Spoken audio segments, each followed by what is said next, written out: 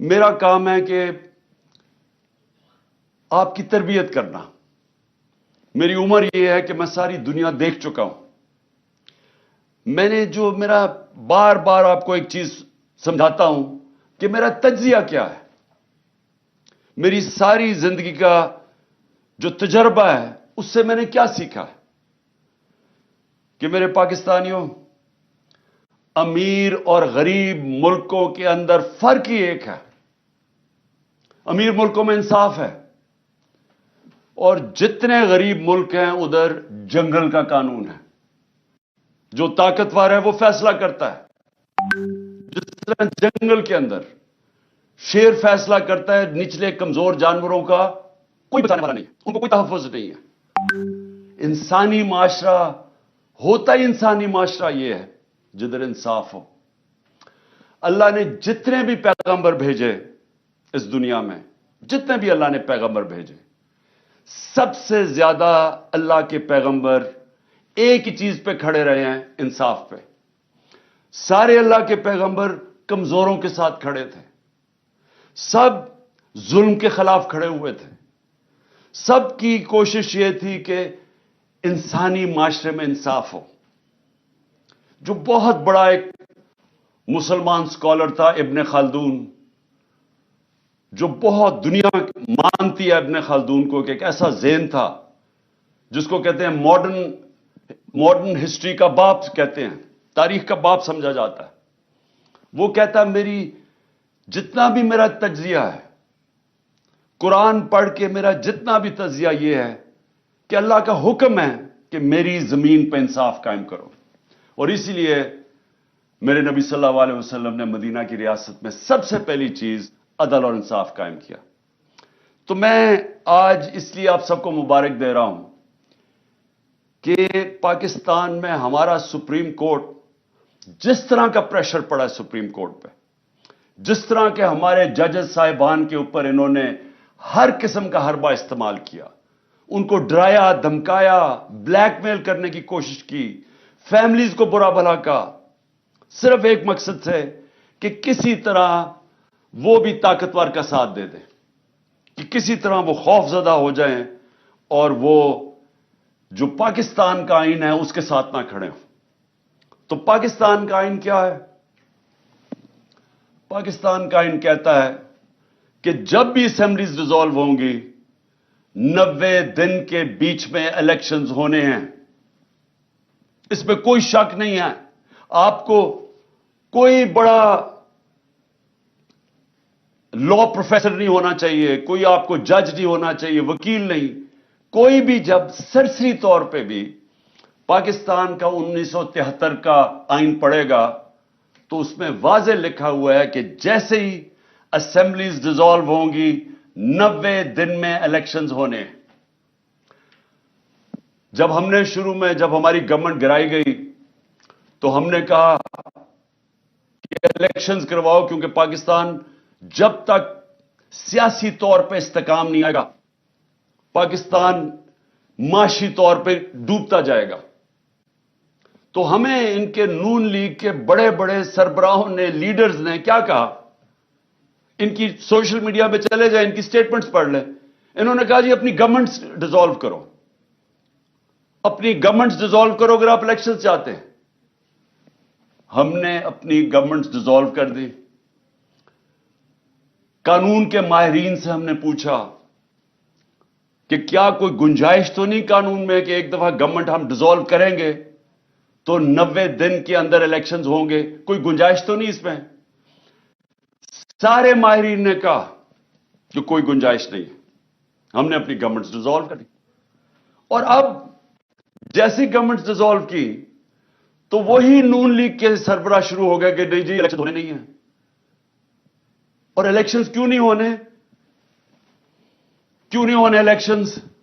خوف زدہ ہیں، ڈرے ہوئے ہیں، سب کو خوف ہے، کام پہ ٹانگ رہی ہیں کہ اگر 37 بائی الیکشن میں سے 30 ہار گئے ہیں، اسٹیبلشمنٹ ان کے ساتھ، الیکشن کمیشن ان کے ساتھ، حکومتیں ان کے ساتھ، 37 میں سے 30 بائی الیکشن ہار چکے، تو ڈرے ہوئے ہیں. جو بھی سروے آتی ہے اس میں اتنا پیچھے رہ گئے ہیں کہ ان کو پتا ہے کہ الیکشن میں ان کی تباہی ہے، تو اپنے آپ کو بچانے کے لیے یہ پاکستان کے آئین کے خلاف جا رہے ہیں کہ کسی طرح یہ بچ جائے۔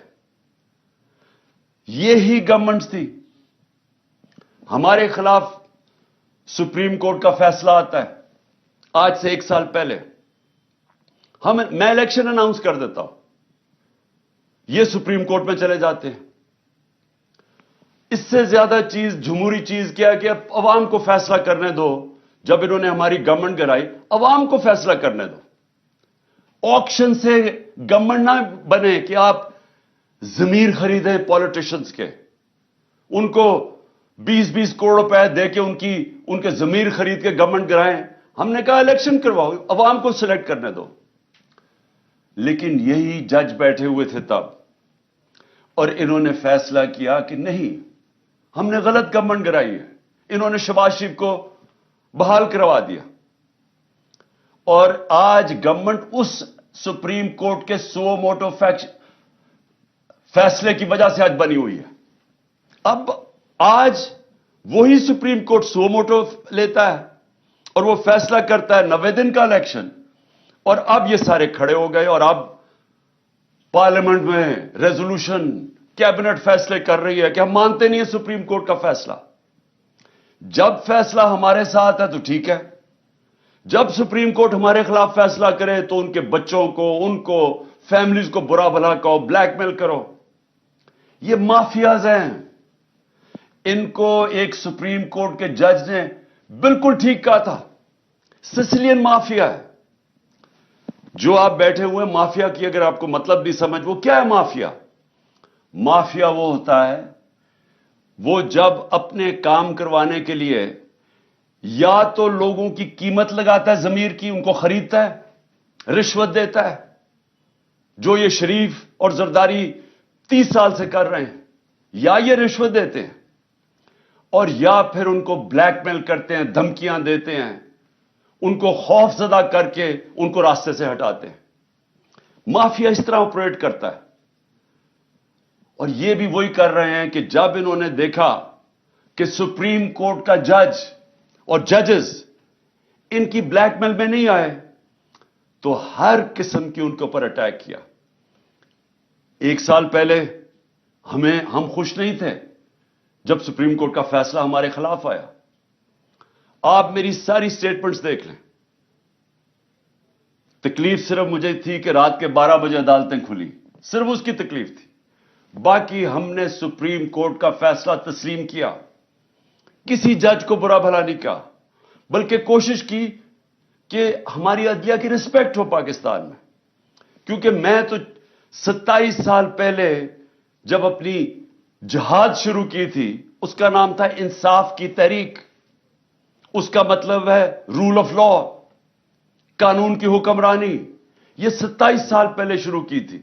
جس طرح میں نے شروع میں کہا، میری زندگی کا تجربہ تھا کہ جب تک ہمارے ملک میں انصاف کا نظام، قانون کی حکمرانی نہیں آتی، ہم اسی طرح ہی ہاتھ پھیلائے ہوئے دنیا کے سامنے پھرتے رہیں گے۔ میں ایک بار بار مثال دیتا ہوں، میں پھر سے آپ کو دینا چاہتا ہوں کہ دیکھیں، انصاف پہلے، خوشحالی بعد میں۔ مدینہ کی ریاست میں نبی صلی اللہ علیہ وسلم نے پہلے انصاف قائم کیا، پھر خوشحالی آئی۔ آپ کے سامنے پاکستان کی میں صرف مثال اس لیے دیتا ہوں کہ انصاف کے انڈیکس کے اندر، یعنی جو دنیا میں کن ملکوں میں کتنا انصاف ہے، اس کا بنا ہوا ہے، ایک ٹیبل بنا ہوا ہے۔ دنیا میں سب سے زیادہ جس ملک میں انصاف ہے، رول آف لا ہے، وہ ہے ڈنمارک۔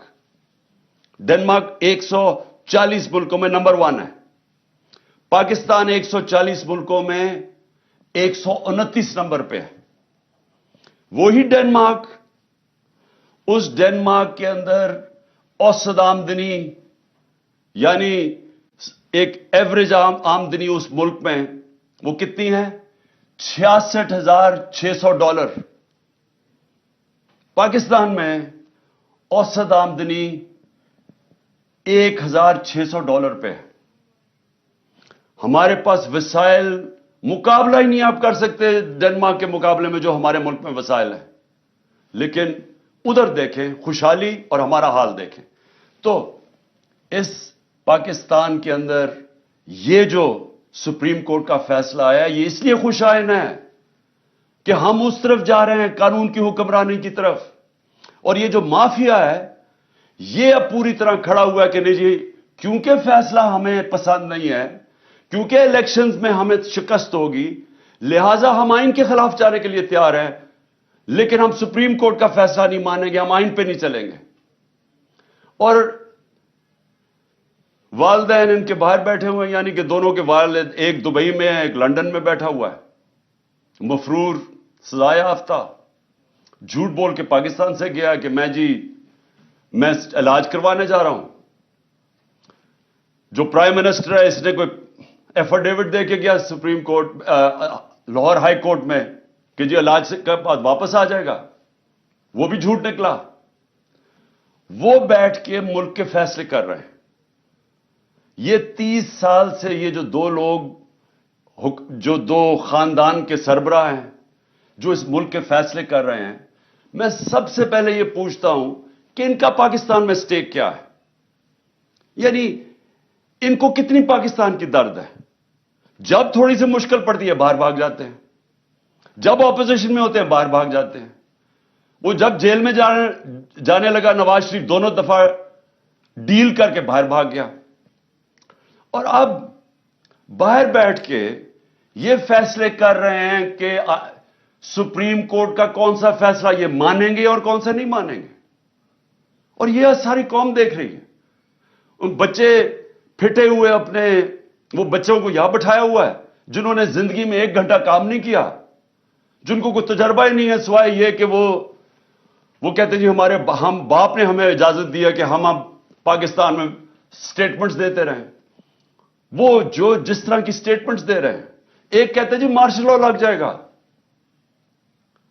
मार्शल लॉ लग जाएगा, मार्शल लॉ लग जाएगा। वो जो आज कह रहा है मार्शल लॉ लग जाएगा, उसके जिसके ऊपर सियासत कर रहा है, जिस नाने के ऊपर सियासत कर रहा है, वो मार्शल लॉ की वजह से तो उसको फांसी हुई है। और मार्शल लॉ जो चाहते हैं मार्शल लॉ लगे, उनको पाकिस्तान की कोई फिक्र नहीं है।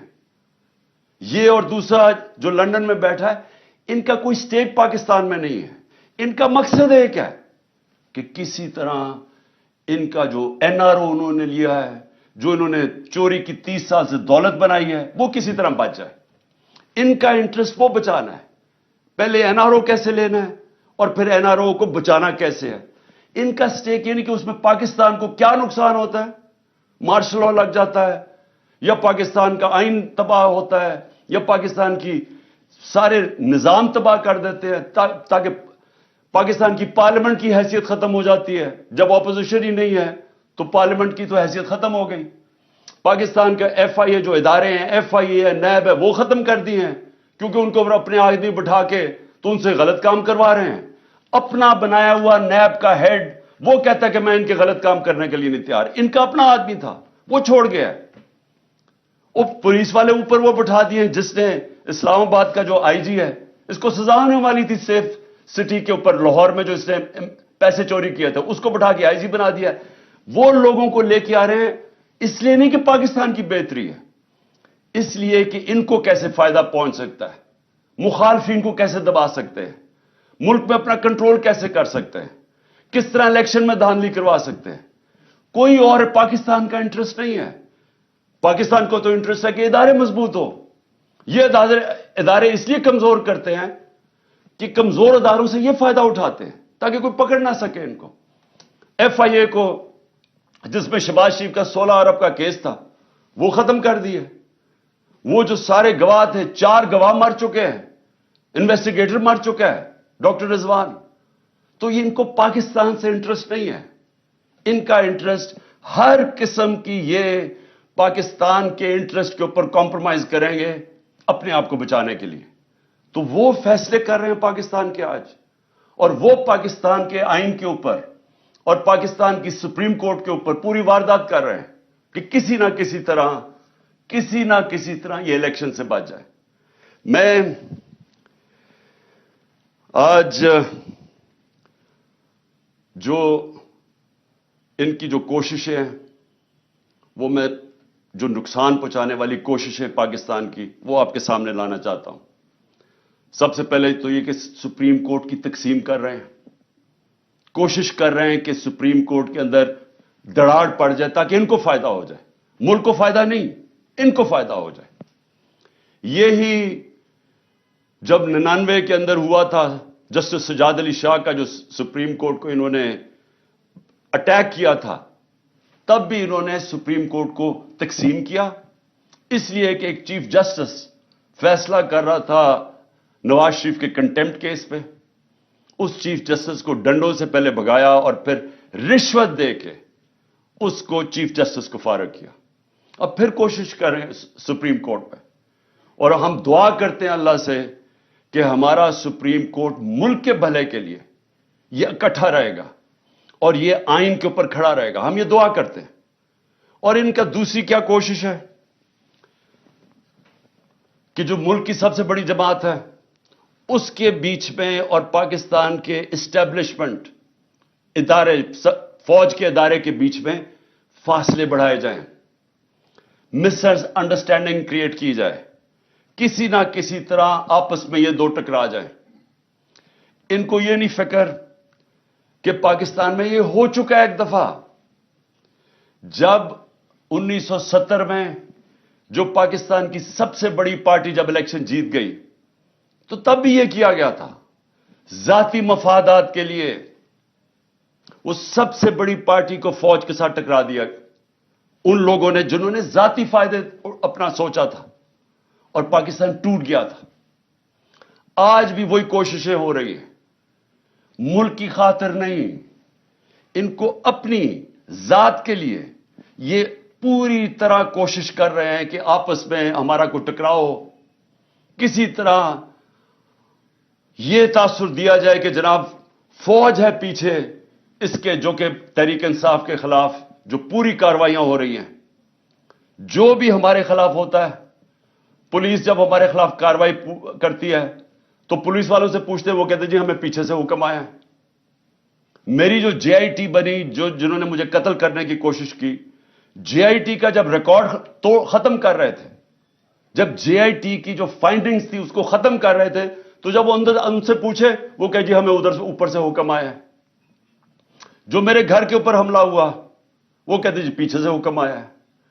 جو جوڈیشل کمپلیکس میں میرے اوپر پوری طرح تیار کیا ہوا تھا مارنے کا یا جو بھی پکڑ کے لے جانے اغوا کرنے کا, ان سے پوچھا, انہوں نے کہا جی پیچھے نامعلوم افراد تھے. جو بھی ہو رہا ہے اس وقت, کیسز ہیں 143 کیسز میرے اوپر, وہ کہتے ہیں جی پیچھے سے ہے. تو یہ جان کے کیا جا رہا ہے, اپنے آپ کو بچانے کے لیے ملک کو تقسیم کیا جا رہا ہے, اپنی ذات کے لیے کسی طرح ان کے این آر او ان کا بچ جائے اس کے لیے, اور الیکشن نہ ہو اس کے لیے پوری کوشش کر رہے ہیں کہ سب سے بڑی پارٹی اور اس کے بیچ میں جو پاکستان کی اسٹیبلشمنٹ اس کے بیچ میں نفرتیں بڑھتی جائیں. کیا اس میں ملک کا فائدہ ہے؟ کیا کوئی بھی پاکستان کا سوچے گا وہ چاہے گا یہ ہو؟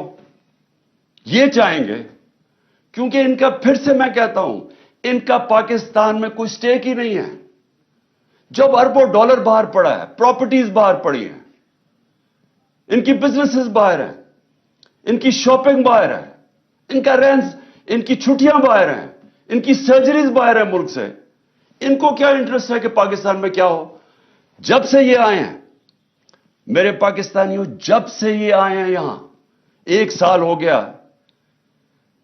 ڈالر کے مقابلے میں جو ہمارا روپیہ گرا ہے وہ 105 روپے گر چکا ہے. یعنی اگر آپ کے بینک کے اندر سال پہلے اگر آپ 100 روپیہ پڑا تھا تو اس کی خریدار کی جو قیمت رہ گئی ہے وہ صرف 65 روپے رہ گئی ہے. آپ کی جو دولت ہے اس کے اندر 100 میں سے 35 روپے غائب ہو گئے ہیں. ان کو کیا فرق پڑا ہے؟ ان کو تو ڈالروں میں پیسے پڑے ہوئے ہیں. تو یہاں تو ساری قوم کی دولت میں کمی ہوئی, لیکن ان کے تو اضافہ ہو گیا. ان کی تو ان کی جو دولت ہے وہ ڈالرز میں ان کے تو 35 روپے کا اضافہ ہو گیا.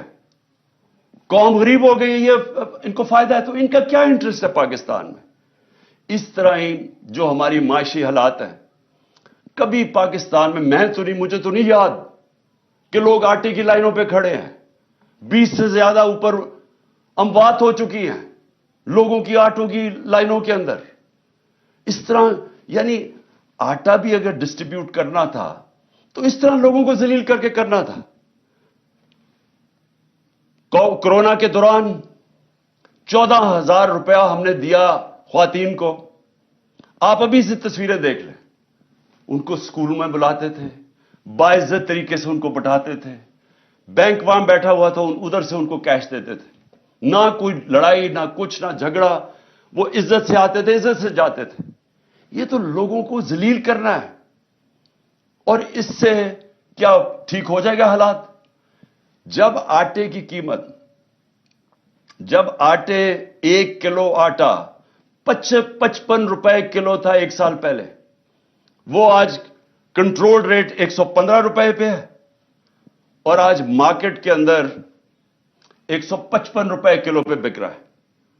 تو جب یہ حالات ہوں گے تو کیا تھوڑی آٹے کی بوریوں سے لوگوں کے حالات ٹھیک ہو جائیں گے؟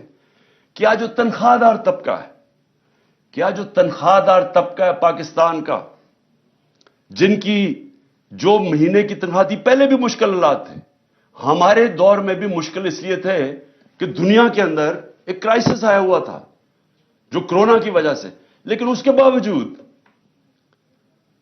پھر بھی گزارا تھا لوگوں کا. لیکن جو یہ اب ہمارے زمانے میں مہنگائی 12% تھی, آج 36% ہے, 3 گنا زیادہ مہنگائی ہے. تو جو تنخواہ دار طبقہ ہے وہ تو تباہ ہو گیا ہے, اور آگے کوئی ہوپ بھی نہیں ہے. آگے یہ بھی نہیں نظر آ رہا کہ کوئی طریقہ ہے, ان کے پاس کوئی روڈ میپ ہے ان کے, کیا کیسے یہ اب ملک کو اس دلدل سے نکالیں گے. اور اسی لیے میں اپنی اسٹیبلشمنٹ کو بھی کہتا ہوں کہ مجھے یہ بتا دیں کہ اکتوبر کے یہ جو الیکشنز جا رہے ہیں اس میں پاکستان کا کیا فائدہ ہے. یعنی پاکستان کو اگر اکتوبر تک الیکشن ڈیلے کرتے ہیں تو کیا ان کے پاس روڈ میپ ہے جو ملک کے حالات بہتر ہو جائیں گے؟ آج کہتے ہیں جی ہمارے پاس پیسہ نہیں ہے الیکشن کروانے کا, تو دن بدن معاشی حالات تو بگڑ رہے ہیں, تو اکتوبر میں کدھر سے پیسہ آئے گا؟ آج کہتے ہیں جی ہماری سیکیورٹی اتنی اچھی نہیں ہے, تو اکتوبر میں سیکیورٹی کیسے اچھی ہو جائے گی؟ میرے پاکستانیوں, یہ سمجھ جائیں کہ جو آج حالات ہیں, جب تک الیکشنز نہیں ہوں گے یہ حالات مزید بگڑتے جائیں گے. الیکشنز کیوں ضروری ہیں؟ الیکشن سے سیاسی استحکام آتا ہے. الیکشن سے جب یہ پتا چلتا ہے کہ 5 سال تک گورنمنٹ آ گئی ہے تو اس کے اوپر اعتماد آ جاتا ہے. لوگ اگر سرمایہ کاری کرنی ہے تو وہ تب کریں گے جب ان کو نظر آئے کہ 5 سال تک اب گورنمنٹ بیٹھی ہے, پالیسیز یہ رہیں گی. لیکن اگر ان کو اعتماد ہی نہیں ہے, ان کو یہ نہیں پتا کہ اگلے مہینے کیا ہونا ہے, 3 مہینے کے بعد, 6 مہینے کے بعد کیا ہونا ہے, اکتوبر کے بعد کیا ہونا ہے, تو کون پیسہ, کیا سرمایہ کاری اندر پاکستان یا باہر سے کون کرے گا؟ تو یہ تو ایک بند گلی کے اندر پاکستان کو لے کے جا رہے ہیں, اور صرف اپنے مفادات کے لیے, الیکشن سے بھاگنے کے لیے. تو میں آخر میں اپنی ساری قوم کو آج یہ پیغام دینا چاہتا ہوں. دیکھیں, اگر یہ آئین سے پیچھے ہٹے, اور یہ جو ابھی ہمیں ان کے نظر آ رہی ہے ان کی نیت, الیکشنز نہ کروانے کے لیے انہوں نے کوئی بھی کوشش کی, سپریم کورٹ کے فیصلے کے خلاف گئے, آئین کے خلاف گئے. ساری قوم کو میں آج کہہ رہا ہوں کہ ہم سب نکلیں گے. ابھی سے آپ اپنی تیاری کریں, کیونکہ اب اگر ہم نہ نکلے تو اور چھوڑے, اللہ معاف نہیں کرے گا ہمیں, کیونکہ اوپر والے کا حکم ہے کہ حق اور انصاف کے لیے کھڑے ہو. اللہ کا حکم ہے کہ آپ کے ملک میں انصاف ہوگا تو آزاد ہوں گے. دیکھیں, آزادی کیوں, آزادی کے لیے جب انسان جدوجہد کرتا ہے اور وہ اس کی جان چلی جاتی ہے تو اس کو شہید کہتے ہیں. پیغمبروں کے بعد سب سے بڑا رتبہ شہید کا ہے. تو کتنی بڑی اللہ نے ہمارے پہ فرض کیا ہوا ہے کہ آپ انصاف کے لیے, اپنی آزادی کے لیے جدوجہد کریں. اور ہماری بہتری کے لیے اس نے کہا ہے. ہم اگر یہ جو ناانصافی کرنے جا رہے ہیں اور یہ جو کوشش کر رہے ہیں کہ دھمکیاں دے کے کسی نہ کسی طرح سازشیں کر کے کسی نہ کسی طرح الیکشن سے نکلیں، اور اگر ہم نے ان کو کامیاب ہونے دیا تو نہ اللہ معاف کرے گا، نہ تاریخ ہمیں معاف کرے گی، نہ آپ کی آنے والی نسلیں آپ کو معاف کریں گی. کیونکہ انصاف ہے، آئین ہے تو انصاف ہے، کیونکہ آئین بتاتا ہے کون سے قانون پہ ملک چلتا ہے. قانون آپ کی بنیادی حقوق کی حفاظت کرتا ہے. قانون بتاتا ہے کہ پاکستان میں ملک میں چلنا کیسے ہے. تو جب اگر آئین ہی نہیں ہے تو پھر تو جنگل کا قانون ہے. پھر تو طاقتور فیصلہ کرے گا کہ کون سی آئین کی شک اس نے ماننی ہے اور کون سی اس نے مسترد کرنی ہے. پھر تو طاقتور کا قانون ہو گیا جو کہ جنگل کا قانون ہے. اس لیے میرے پاکستانیوں، آپ نے میری کال کی انتظار کرنی ہے. انہوں نے اگر آئین کے اوپر نہ چلے، میں آج آپ کو سب کو کہہ رہا ہوں، یہ آپ سب پہ فرض ہے. میں اپنے نوجوانوں کو کہہ رہا ہوں، میں اپنی خواتین کو کہہ رہا ہوں، میں اپنے بزرگوں کو کہہ رہا ہوں، میں اپنے بچوں کو کہہ رہا ہوں کہ جب تک آپ نے اپنے انصاف اور آزادی کے لیے جدوجہد نہ کی، ہمارے ملک کا کوئی مستقبل نہیں ہے. میں انشاءاللہ پوری آخر تک اپنے ملک کے آئین کے ساتھ کھڑا رہوں گا، کیونکہ میں پھر سے بتاؤں، میری جہاد آج سے 27 سال پہلے تھی انصاف کے لیے. اور میں آپ کو یہ بتا دوں کہ اس ملک کا صرف اب مستقبل ایک راستے پہ، صاف اور شفاف الیکشن ہو، ایک حکومت عوام کے مینڈیٹ سے آئے، عوام کے مینڈیٹ سے آ کے پھر وہ اصلاحات کرے جو ابھی تک پاکستان میں نہیں ہوئی. کیسے جوڈیشل ریفارمز ہوں، governance reforms, civil service reforms, ہماری گورنمنٹ کارپوریشن جو اتنا نقصان کر رہی ہیں ان کو ریفارم کریں، ہم رول آف لا قائم کریں، ہم سب کو طاقتور کو قانون کے نیچے لے کے آئیں. یہ سب سے بڑی ریفارم ہے. ہم ہر ریفارم کریں کہ ایک ملک میں لیول پلینگ فیلڈ ہو، انصاف کے سامنے سب ایک برابر ہوں. اور میں آپ کو یقین دلاتا ہوں کہ اسی کے بعد پاکستان اٹھے گا. اور وہ اٹھے گا کیسے؟ سب سے پہلے بیرون ملک پاکستان میں سرمایہ کاری کریں گے. 1 کروڑ بیرون ملک پاکستانی ہے. جو ان کے پاس ڈالرز ہیں، سارے پاکستان میں کم ڈالرز ہیں 22-23 کروڑ لوگوں کے، جو صرف 1 کروڑ لوگوں کے پاس ڈالرز ہیں. وہ لوگ وہ جیسے پاکستان میں انویسٹمنٹ کریں گے، جس وقت وہ پاکستان میں انویسٹمنٹ شروع کریں گے، ہمارا یہ ڈالر کا مسئلہ حل ہو جائے گا. ہم جو اس وقت سارا وقت کبھی کہاں پیسے مانگتے پھر رہے ہیں، یہ مسئلہ تب حل ہوگا جب اپنا پہلے ہم ملک کا نظام ٹھیک کریں اور اس کے بعد ایک وہ ماحول بنائیں جس میں سرمایہ کاری ہو. اور وہ سرمایہ کاری کے ماحول کے اندر جو سب سے پہلے اس ملک میں سرمایہ کرے گا وہ بیرون ملک پاکستانی ہے. پھر باہر سے سرمایہ کاری ہوگی.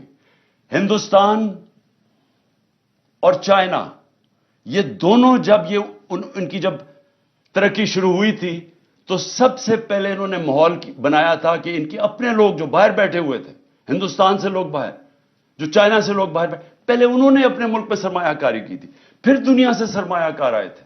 ہمارا اس وقت سب سے بڑا مسئلہ یہ ہے کہ 140 ملکوں میں سے پاکستان کا رول آف لا یعنی انصاف کے نظام میں ہم 129 ہیں. جب ہم 129 رہیں گے تو یہاں سرمایہ کاری کوئی نہیں کرنے لگا. وہی پاکستانی جا کے دبئی میں پراپرٹی لے لیتے ہیں، وہی پاکستانی بزنسز دبئی میں کرتے ہیں، امریکہ، انگلینڈ، یورپ چلے جاتے ہیں. صرف 20,000 پاکستانیوں نے دبئی میں 10.4 ارب ڈالر کی پراپرٹی خریدی ہوئی ہے. صرف 20,000 پاکستانیوں نے 10.4 ارب ڈالر. آئی ایم ایف سے ہم 6 ارب ڈالر کے پیچھے اب ہر چیز ماننے کے لیے تیار ہیں. اور امریکہ کے اندر صرف 16,000 جو پاکستانی امریکن ڈاکٹرز ہیں ان کی نیٹ ورتھ 200 ارب ڈالر ہے. وہاں لاکھوں پاکستانی ڈاکٹرز ہیں، ہم پاکستانی ہیں، ہم Pakistani American. 10 top Pakistani American businessman, ان کی ورتھ 25 ارب ڈالر ہے.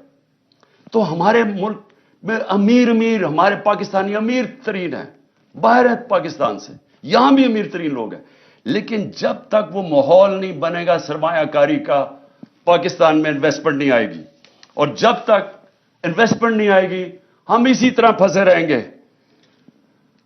ہم اسی طرح پھنسے رہیں گے جو آج ہم کبھی کہاں پیسے مانگتے ہیں اور کبھی کسی کو سے جا کے بھیک مانگتے ہیں اور اپنی عزت بھی کھو بیٹھتے ہیں۔ خوددار وہ خوددار ملک جو کہ علامہ اقبال کی سوچ تھی، جو قائد اعظم ہمارے خوددار لیڈر تھے، وہ بنانے کے لیے سب سے پہلا قدم رول آف لا ہے، قانون کی حکمرانی ہے۔ میں آخر میں یہ آپ کو بتا دوں کہ ہم سب الیکشن کی تیاری کر رہے ہیں، ہم نے اپنی الیکشن کی تیاری شروع کر دی ہے۔ کل سے میں جتنے بھی اپنے آہستہ آہستہ سب جو ٹکٹ کے ایسپیرنٹس ہیں، جو کینڈیڈیٹس ہیں، ان کے کل سے میں انٹرویو شروع کرنے لگا ہوں، اور انشاءاللہ 10 دنوں تک میں پورے ٹکٹس فائنلائز کر لوں گا، کیونکہ ہم پوری الیکشن کی تیاری کر رہے ہیں۔ اور اپنی قوم کو بھی میں کہتا ہوں آپ نے بھی پورا الیکشن کی تیاری کرنی ہے، اور ہم نے کسی صورت کوئی بھی انہوں نے کوشش کی الیکشن سے بھاگنے کی، ہم ساری قوم ان کو بھاگنے نہیں دے گی۔ پاکستان زندہ باد۔